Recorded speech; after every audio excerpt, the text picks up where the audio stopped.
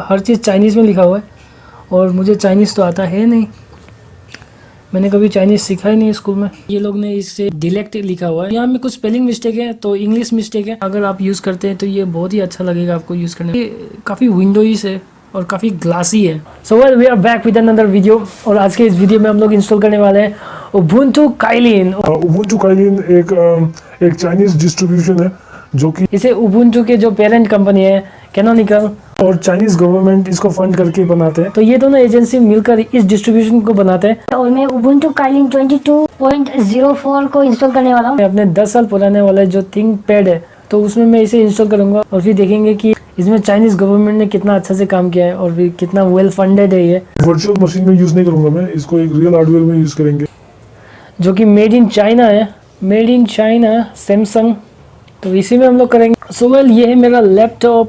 SD card को लगा देंगे, फिर देखते हैं कि ये बूटेबल है कि नहीं। मैंने अपना ये जो SD कार्ड है इसको ऑलरेडी बूटेबल तो बना दिया है। तो ये है 4.8 GB का ISO। हम लोग इसी को बूट करते हैं। अपना ये जो है मैं रिस्टार्ट करते हैं। वेल तो ये है मेरा लैपटॉप। कॉन्फ़िगर करने के टाइम में आप लोग अपना ये जो SD कार्ड है इसको हम लोग पहला नंबर पे रखना है और फिर आप हम लोग इसको इस तरह से इंस्टॉल कर सकते हैं। और ये पुराना इंस्टॉलर यूज़ कर रहा है ये लोग। आई think I can see grub. ये क्या है भाई? ये इसका नया, ये इसका लोगो है I think Ubuntu Kaelin. Skip कर सकता हूँ मैं, Ctrl+C कर देते हैं skip. And it looks wonderful actually, बहुत ही मस्त दिख रहा है। लोगो बहुत सॉलिड है लेकिन वाओ आई लाइक इट। ये Ctrl+C क्यों नहीं हो रहा है? मैंने इसको Ctrl+C किया लेकिन भी ये अभी तक चल ही रहा है। उबुंटू काइलिन, और उबुंटू काइलिन का ये पहला एरो आ गया है। और जैसे कि आप लोग देख सकते हैं सिंपल सा इंटरफेस है लेकिन हर चीज़ चाइनीज़ में लिखा हुआ है और मुझे चाइनीज़ तो आता है नहीं, मैंने कभी चाइनीज़ सीखा ही नहीं स्कूल में। इसका लैंग्वेज कम्प्लीटली डिफरेंट है और मुझे कुछ भी समझ में नहीं आ रहा कि क्या लिखा है ये लोग ने। इसका लैंग्वेज को बदलते कैसे? Let's type settings, SETTING। तो ये है इसका सेटिंग्स। और इस डिस्ट्रीब्यूशन को मैं इसके आइकॉन से ही इसको नेविगेट कर रहा हूँ, तो मुझे लगता है कि ये है सेटिंग्स, तो इसलिए मैं इसका सेटिंग्स को चूज़ कर रहा हूँ। ये कुछ इस तरह से दिखता है। इसका आइकॉन सर्च बार के जैसा है, तो ये आइकॉन से ही मैं इसको नेविगेट करने का कोशिश कर रहा हूँ। ये है VPN, ये वायरलेस, ये है लाइट थीम, ये है डार्क थीम।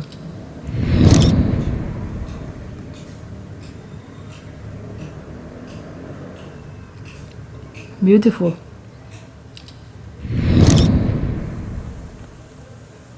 इसका ट्रेस आइकॉन विंडोज जैसा लग रहा है मुझे। में हम लोग कर सकते हैं टर्न ऑफ, तो यहाँ पे इसका टर्न ऑफ वाला मेनू है।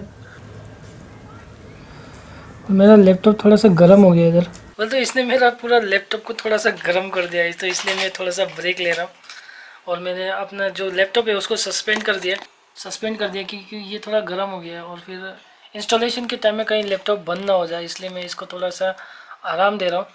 पहली बार कोई भी लाइनक्स के डिस्ट्रीब्यूशन को इंस्टॉल करने के टाइम में मुझे /boot पार्टीशन एरर देखने को मिला पहली बार। वैसे अगर आप उबुंटू काइलिन को इंस्टॉल करना चाहते हैं तो मैं आपको रिकमेंड करूंगा कि आप इसे जेमी जेलीफिश से ही इसे इंस्टॉल करें, क्योंकि इसको ISO से इंस्टॉल करने में थोड़ा सर दर्द होता है और इसका जो ISO का पैकेज है वो ऑलरेडी आउटडेटेड हो चुका है। डबल क्लिक करने के बाद आपको दो ऑप्शन देखने को मिलता है, एक है चाइनीज में लिखा हुआ और फिर दूसरा है इंग्लिश में लिखा हुआ। मैंने इसको इंग्लिश में लिया है। ये चाइनीज लैंग्वेज मतलब मैंडरिन लैंग्वेज होगा। जब भी आप कोई भी एंड्रॉइड को इंस्टॉल करते हैं तो आपको एंड्रॉइड के टाइम में जो भी पहला इंटरफेस आपको मिलता है तो उसी की तरह ये होता है। तो जब मैं इसको इंस्टॉल कर रहा था तो मुझे लगा मुझे कोई भी ड्राइव को सिर्फ एक रूट पार्टीशन डिक्लेयर करना होगा। तो जैसे लेकिन मेरा प्लान पूरा कम्प्लीटली फेल हो गया। यूजुअली लाइनक्स डिस्ट्रीब्यूशन में मैं जब भी रूट देता हूँ तो ये इंस्टॉल हो जाता था। इनका जो मेनू है उसमें जो इंग्लिश लिखा हुआ है वो इंग्लिश में थोड़ा सा प्रॉब्लम है।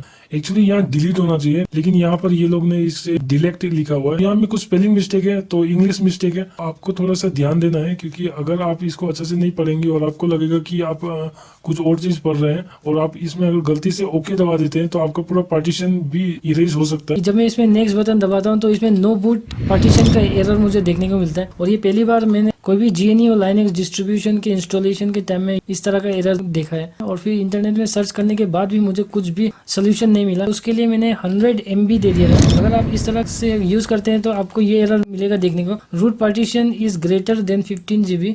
एक्चुअली यहाँ पर लिखा होना चाहिए कि root partition must be greater than 15 GB। और मेक श्योर करो कि आप जब भी इसमें रूट पार्टीशन देते हैं तो इसमें मैक्सिमम ये 15 GB से ज्यादा होना चाहिए। No backup partition was found. मैंने इसको बाईपास किया और फिर बाईपास करने के बाद मैंने इसमें इंस्टॉल करने का ट्राई किया, तो इंस्टॉलेशन हमेशा बीच में क्रैश हो जाता था मेरा। इंस्टॉल फेल्ड, जो फेल्ड का स्पेलिंग है वो थोड़ा सा गलत है, स्वैप पार्टीशन से रिलेटेड एरर था।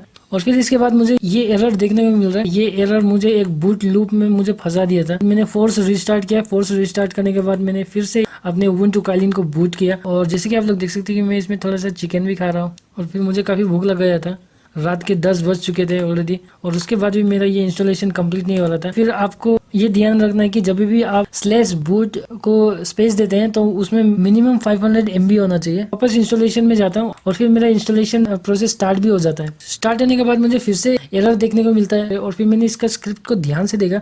फिर जब मैंने इसका स्क्रिप्ट को ध्यान से देखा, इसका जो SDA6 है उसका जो स्वैप हेडर है उसमें कुछ रीडिंग में फेल आ रहा है। तो gpartist से मैंने इसको हर एक चीज को एनालाइज किया। एनालाइज करने के बाद मुझे ये पता चला कि मैंने अपने इस लैपटॉप में उबुंटू जेमी जेलीफिश इंस्टॉल किया था।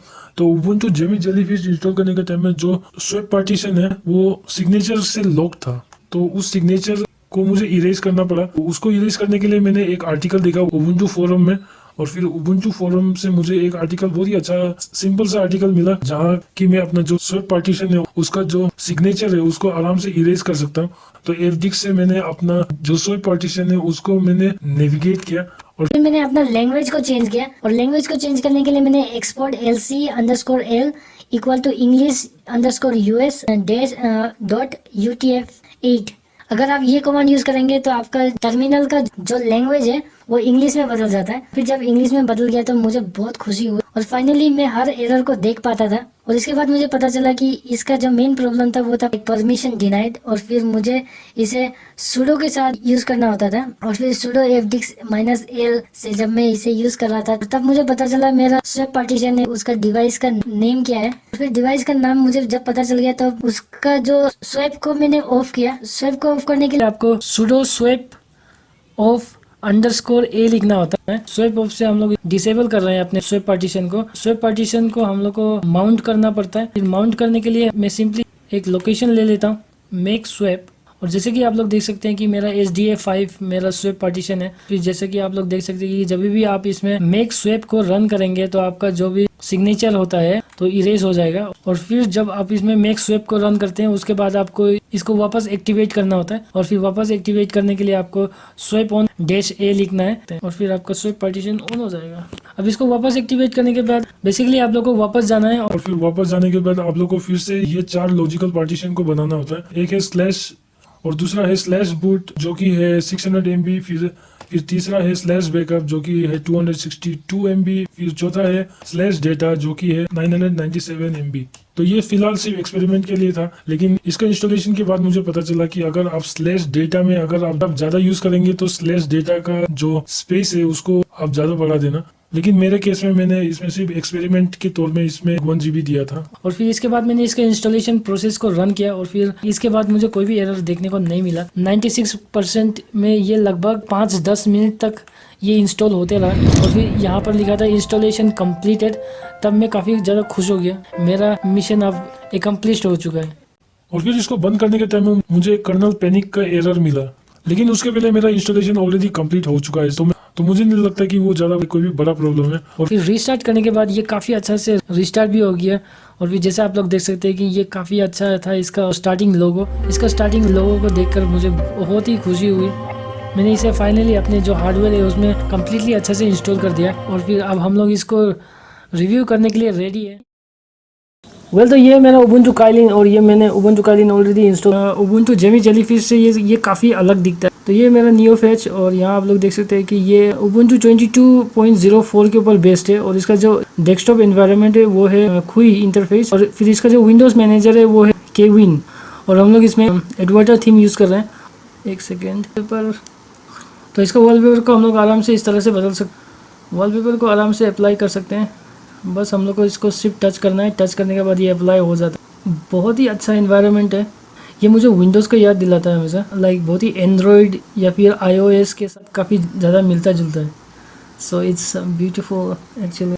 ये जो लोटस है जो कि मुझे विंडोज़ 11 का याद दिलाता है, तो ये है हमारा विंडोज़ 11 का जैसा वॉलपेपर। इसका अगर हम लोग डार्क मोड में चेंज करना है तो मुझे ये जो राइट हैंड कॉर्नर में सिंपली इसको एक बार प्रेस करना है,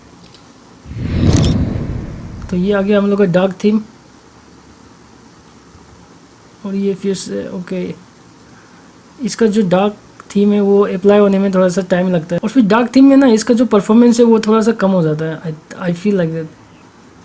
ये है इसका फाइल मैनेजर। आई थिंक ये नोटिलियस के ऊपर बेस्ड है क्योंकि हम लोग इसमें न्यू टैब भी खोल सकते हैं। आई डोंट नो कि एग्जैक्टली किसके ऊपर बेस्ड है, ये तो नहीं पता मुझे। उबुंटू काइलिन ने इसको कम्प्लीटली मॉडिफाई किया हुआ है। सो बहुत ही हैवी मॉडिफिकेशन किया है।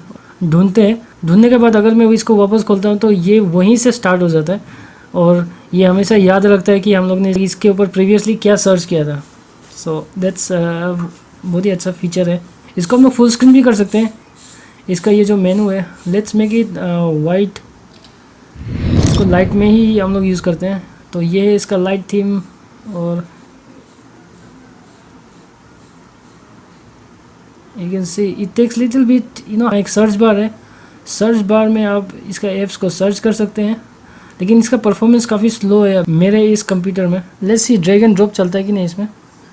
तो ड्रैग एंड ड्रॉप,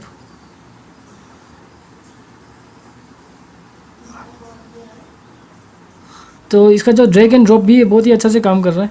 और उबुंटू में ड्रैग एंड ड्रॉप नहीं चलता है अभी। तो वीडियो प्लेयर है ये काफ़ी अच्छा है और हम लोग इसको मिनिमाइज़ कर सकते हैं। यहाँ पर एक बटन है जो कि काफ़ी अच्छा लगता है मुझे। तो ये एक छोटा सा मिनिमाइज, और ये एक छोटा सा मिनिमाइज प्लेयर बन गया है।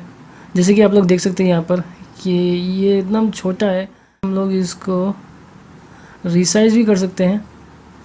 तो अगर ये हाई एंड प्रोसेसर में अगर आप यूज़ करते हैं तो ये बहुत ही अच्छा लगेगा आपको यूज़ करने में। ये काफ़ी विंडोइश है और काफ़ी ग्लासी है। बस इसका जो परफॉर्मेंस है वो और थोड़ा सा अच्छा हो जाता है तो बहुत अच्छा लगता है। इसका अबाउट देखता हूँ मैं। अबाउट में आप देख सकते हैं कि ये वर्जन 1.1 में है। इसमें 3.4.4 है।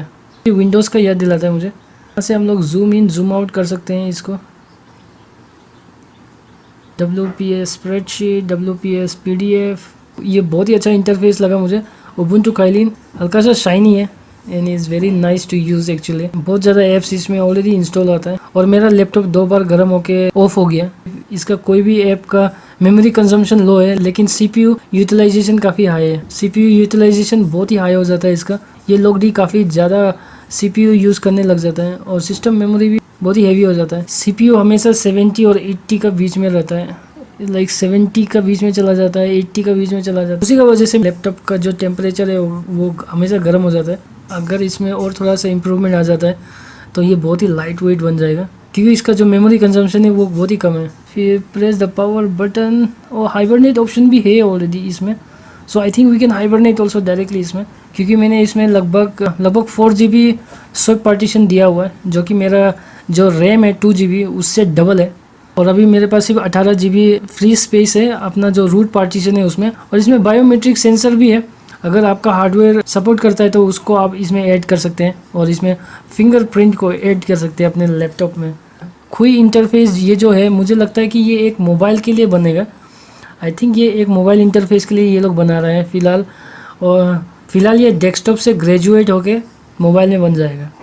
तो इसमें बहुत बड़ा दिमाग लगा रहा है। It's like very big project I think. इसमें आप देख सकते हैं कि इसमें SMS भी कर सकते हैं। SMS फीचर भी है। दिस इज़ वेरी बहुत ही पावरफुल प्रोजेक्ट। थोड़ा सा हैंग हो गया क्योंकि मैंने मल्टीपल टाइम क्लिक कर दिया। The camera is turn on and can be started again. ये इसका ऑफिशियल कैमरा, काइलिन कैमरा।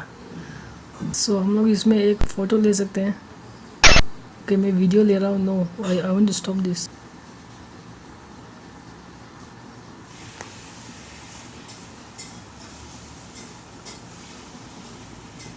तो ये आ गया मेरा एक फोटोस. ये तो हैंग हो गया. ओके इट क्रैश अगेन क्योंकि गर्म हो गया मेरा लैपटॉप. तो ये पूरा क्रैश हो गया फिर से. You can see is going to turn off. We are done. I think I am also done with this. It's a big project और ये अभी भी डेवलपमेंट फेज में है. So that's all. Have a nice day. अगर आप लोगों को ये वाला वीडियो पसंद आया तो इस तरह के वीडियोस और भी है मेरे चैनल में, तो ये वाला वीडियोस को देखिए.